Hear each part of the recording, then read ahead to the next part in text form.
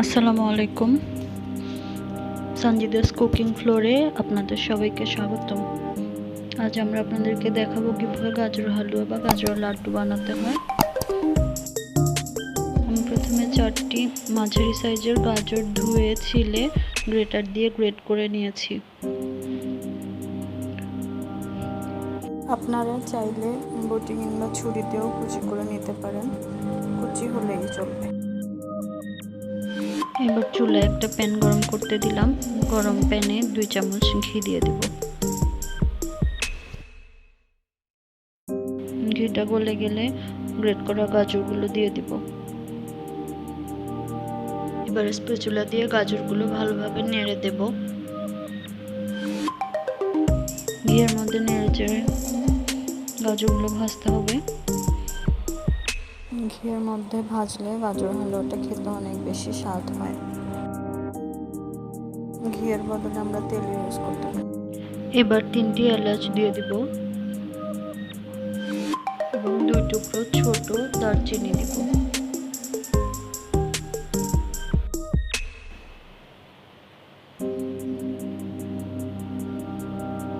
চুলার আঁচ লো মিডিয়ামে রাখতে হবে।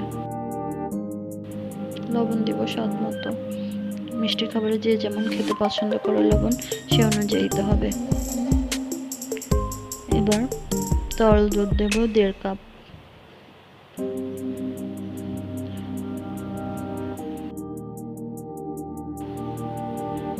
দুধ দেওয়ার পর কিছুক্ষণ নেড়ে চেড়ে ঢাকনা দিয়ে 10 মিনিট রান্না করব।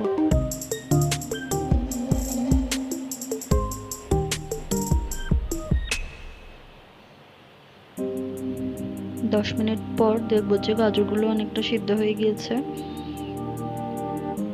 এবার আস্তে আস্তে নেড়ে চেড়ে দুধগুলো শুকিয়ে নেব। কিছুটা শুকিয়ে আসলে 1/2 কাপ চিনি দেব। চিনির পরিমাণ একটু কম দিয়েছি কারণ গাজরগুলো অনেক মিষ্টি ছিল।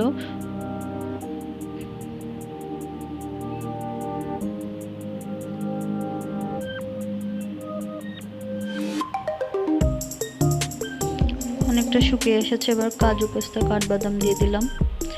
এটার বদলে আমরা কিশমিশও ইউজ করতে পারি, এটা একান্তই অপশনাল।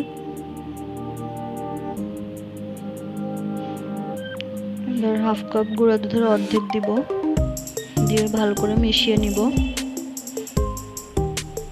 দুধটাও অপশনাল, গুঁড়া দুধটা। এরপরে বাকি অর্ধেক গুঁড়া দুধ দিয়ে দিতে হবে।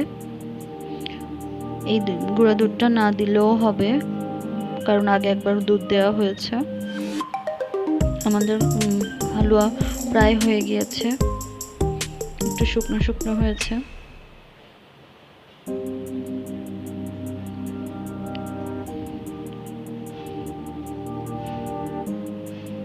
এবার হালুয়াটা আমরা একটা প্লেটে ঢেলে নেব। নিয়ে স্প্যাচুলা দিয়ে সুন্দর করে সমান করে বাদাম ছিটিয়ে পরিবেশন করব।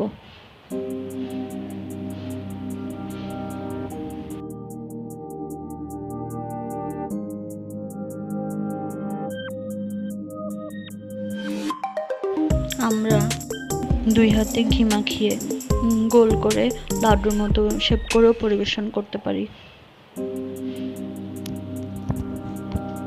Thank you for watching. Please like, share and subscribe the channel.